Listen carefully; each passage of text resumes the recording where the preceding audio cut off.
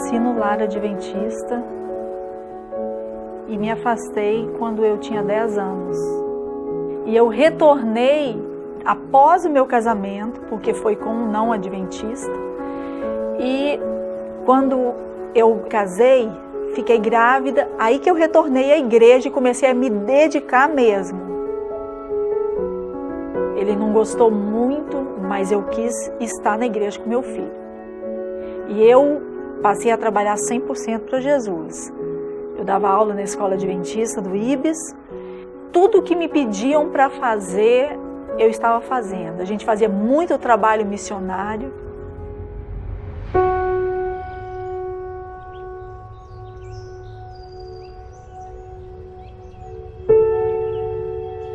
Com 6 anos de casada, ele não queria saber de Deus e começou a fazer um monte de coisas erradas e eu não aceitei. E eu resolvi então colocar a culpa não no erro dele e nas pessoas, eu coloquei a culpa em Deus.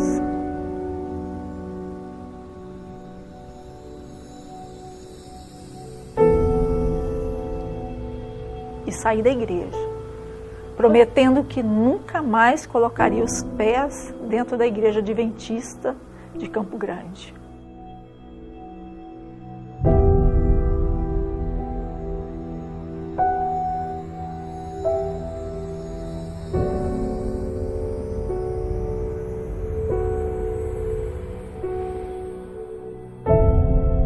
Aí foi logo consequência. Eu deixei o trabalho da escola adventista do IBES e resolvi sair, me divertir.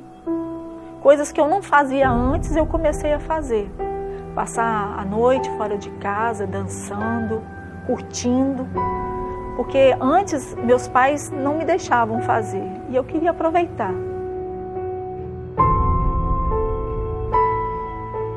Horas na frente do espelho, colocando unhas postiças, escovando o cabelo, me preparando para uma coisa que no início eu achei que era muito importante para mim e depois passou a não ter mais importância.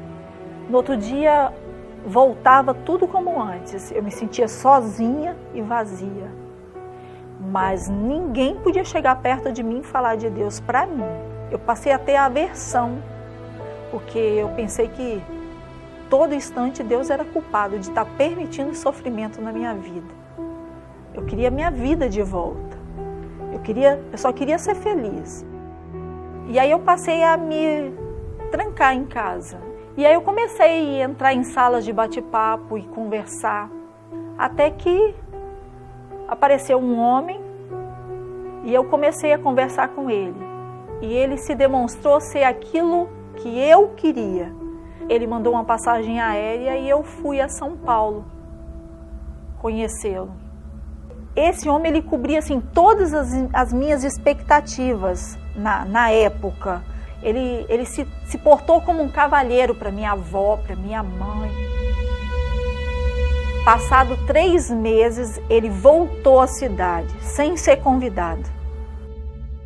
Ele já tinha tirado fotos de coisas que a gente tinha na pedreira, de bens que a gente tinha, da família, mas eu não sabia. E ele resolveu pegar meu filho para levar para Vitória. Porém, o meu filho, a minha mãe não deixou. E aí ele saiu e foi até a escola onde o meu primo estudava, sabendo que ele estudava ali, pegou o Vinícius e deu uma carona para o Vinícius e sequestrou o Vinícius.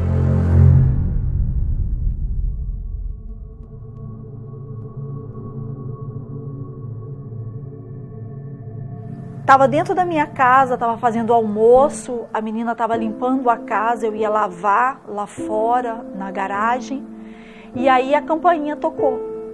Era uma viatura de policiais pedindo para que eu fosse à delegacia, porque queriam que eu esclarecesse um assunto. Quando eu estava sentada na viatura, ele me algemou e me levou para a delegacia de Nova Venécia. E começaram a me fazer um monte de perguntas e eu não sabia o que responder. Eu perguntava o que estava acontecendo. E aí me colocaram numa sala fechada. E E eu fui saber do que realmente tinha acontecido, era quase 5 horas da tarde. O Vinícius, ele tinha uma dificuldade respiratória, ele tampou a boca do Vinícius, e ele não sabia que o Vinícius não respirava pelo nariz. E o Vinícius veio a falecer.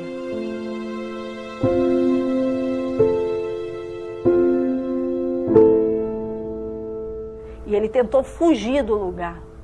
A polícia então recuperou esse homem e levou para a delegacia. E quando eu soube do que aconteceu, eu comecei a gritar desesperada. Eu falei, não é possível. Não, ele não fez isso. Gente, ele não fez, esse homem é um gentleman. Mas quando eu vi do alto da escada, eu descendo, e ele passando na minha frente, algemado, eu cheguei a questionar por quê. E ele falou, meu plano deu errado. Eu vou te falar uma coisa. Eu não consegui sair dessa. E você também não vai sair. Se você não for minha, você não vai ser de mais ninguém. E ali começou o inferno na minha vida. A justiça começou a acreditar na voz de um mentiroso. Por mais que eu gritasse e falasse com eles, eu não tenho culpa, não fiz, não fui eu. Ninguém acreditou em mim. Fui presa.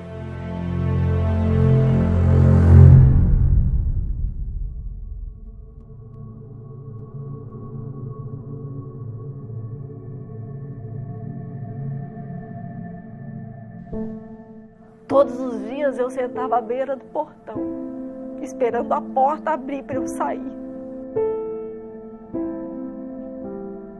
Fiquei meses sentada esperando. E eu não me afastava do portão. Toda hora que abria o portão, eu esperava sair. Falei, não, eles cometeram um erro comigo. Logo, logo eu vou sair.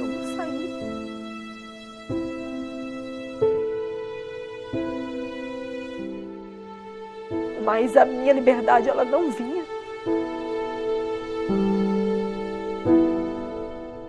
Meu filho tinha 15 anos. Um menino de ouro, perfeito. Meu presente. E ele não deixou de me ver. Ele levava tudo aquilo que eu gostava de comer. Me dava muito abraço. E sempre na hora de ir embora, ele olhava para trás, jogava um beijo e falava, mãe, espera só mais um pouquinho que você vai embora. Mas esse pouquinho se tornou um pesadelo. Porque com 10 meses veio uma sentença de 29 anos. Eu fiquei quase louca quando eu ouvi na televisão que eu fui sentenciada a 29 anos por uma coisa que eu não tinha feito. Que eu ia passar 29 anos ali, ninguém tinha me explicado nada. Houve recursos, muitos recursos, gastou muito dinheiro. Mas nada podia ser feito. Era véspera de Natal. No horário da visita, meu filho, ele vinha com a minha família, e quando eles estavam fazendo a curva do presídio de Tucum, havia um homem parado na placa e ele deu um tiro. Esse tiro atravessou o vidro do carro, chegou a ferir a mão do meu filho, e no segundo tiro atingiu o pulmão, o cinto de segurança, e passou a bala pelo abdômen do meu pai. E eles tinham sempre um horário fixo que chegava. E eu via que não chegava e começaram a gritar dentro do presídio. Atiraram-me uma visita lá fora. Na hora eu perdi a minha força, porque eu senti uma coisa assim, como se estivesse arrancando o coração do meu peito. Eu dei um grito e saí para fora, eu olhei para a guarita e falei assim, ei, atiraram em quem? Eu falei, o que aconteceu com meu filho? Eu já liguei ali e eu arranquei o revólver da mão dele e eu quis tirar minha vida. Eles correram para o hospital meridional, mas não teve jeito. A próxima cena que eu tenho na minha mente, eles deixaram o advogado que me defendia ir ao presídio falar onde que estava sendo sepultado meu filho, onde ele ia ser velado. E antes mesmo que ele abrisse a boca, eu lembrei da minha promessa, que nunca mais eu ia botar um pé dentro da igreja de Campo Grande. Ele não precisou me falar, eu já sabia que o Lohan ia para a igreja de Campo Grande.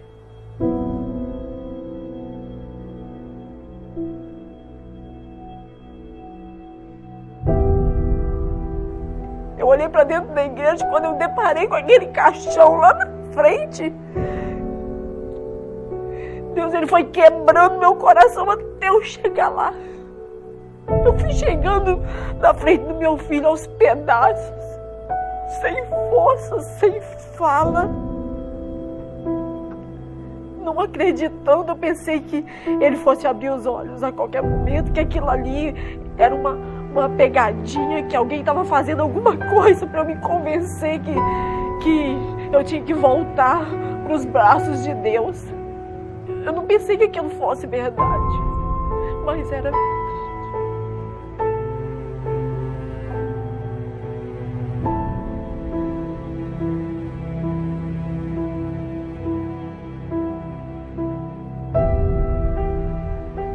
No dia do sepultamento dele, me levaram de volta para a igreja de Campo Grande. Ali eu percebi que o Espírito Santo de Deus estava me tocando todo o tempo dentro do presídio.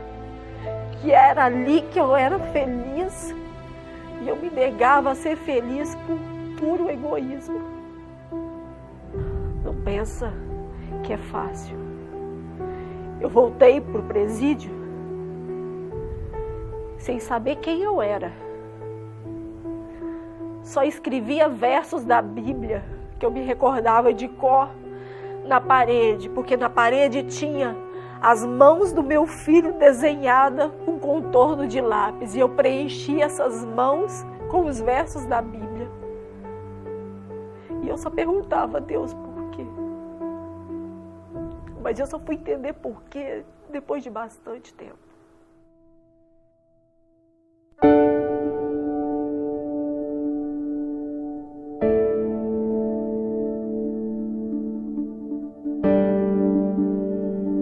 Eu passei a me agarrar com uma tábua de salvação. Eu preciso ver meu filho de novo. No dia da ressurreição eu vou ver ele outra vez. E aí teve a saída do Dia dos Pais, a saída temporária. E eu resolvi me batizar. E eu fui mais além. Eu cheguei para o pastor e falei, eu gostaria, após o batismo, de falar para as pessoas da igreja o que me aconteceu. Eu preciso falar isso, porque eu preciso que eles saibam e que os jovens aprendam, entendam o que me aconteceu. E é por isso que eu falo isso agora. Apesar da minha rebeldia, ele não se esqueceu de mim. Ele foi lá e me resgatou. E me deu a oportunidade de eu recomeçar, de eu ser uma nova pessoa. Hoje eu tenho a família que me ama, um marido, a oportunidade de recomeçar, de reconstruir minha vida, de ser útil para Deus pregando o Evangelho, de trazer pessoas para Jesus, que é o mais importante. E eu digo que vale a pena se agarrar a Cristo, porque esse mundo não vale a pena. Vale a pena voltar para os braços de Jesus.